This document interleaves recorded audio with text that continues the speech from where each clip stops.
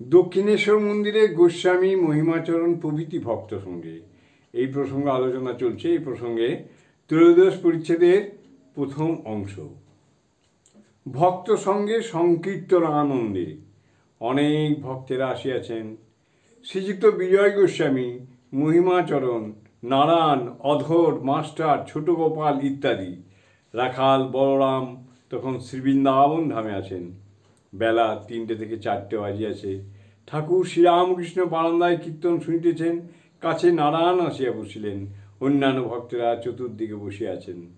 এমন সময় অধর আসিয়া উপস্থিত হইলেন। অধরকে দেখিয়া ঠাকুর যেন শশব্যস্ত হইলেন। অধর প্রণাম করিয়া আসন গ্রহণ করিলে ঠাকুর তাহাকে আরও কাছে আসিতে ইঙ্গিত করিলেন।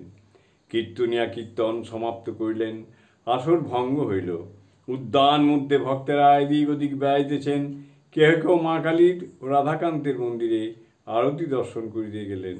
সন্ধ্যার পর ঠাকুরের ঘরে আবার ভক্তেরা আসিলেন। ঠাকুরের ঘরের মধ্যে আবার কীর্তন হইবার উদ্যোগ হইতেছে। ঠাকুরের খুব উৎসাহ, বলিতেছেন যে এদিকে একটা বাতি দাও। ডবল বাতি জ্বালিয়া দেওয়াতে খুব আলো হইল। ঠাকুর বিজয়কে বলতেছেন, তুমি অমন জায়গায় বসলে কেন? এদিকে সরে এসো।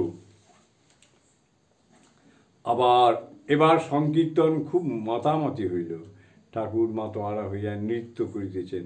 ভক্তেরা তাহাকে খুব বেড়িয়া বেড়িয়া নাচিতেছেন।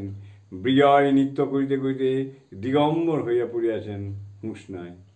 কীর্তনান্তে বিজয় চাবি খুঁজিতেছেন, কোথায় পড়িয়া গেছে। ঠাকুর বলিতেছেন, এখানেও একটা হরিবোল খায়।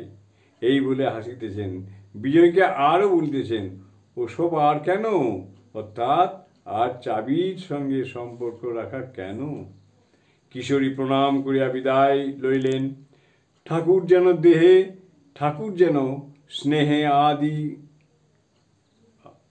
যেন স্নেহে আর্দ্র হইয়া তাহার বুকে হাত দিলেন আর বললেন, তবে এসো। ঠাকুর যেন স্নেহে আর্দ্র হইয়া তাহার বুকে হাত দিলেন আর বলিলেন, তবে এসো। কথাগুলি যেন করুণা মাখা। কিয়ৎক্ষণ পর মণি ও গোপাল কাছে আসিয়া প্রণাম করিলেন। তাহারা বিদায় লইবেন। আবার সেই স্নেহমাখা কথাগুলো হইতে যেন মধু ঝরিতেছে। বলিতেছেন, কাল সকালে উঠে যেও, আবার হিম লাগবে। জয় ঠাকুর।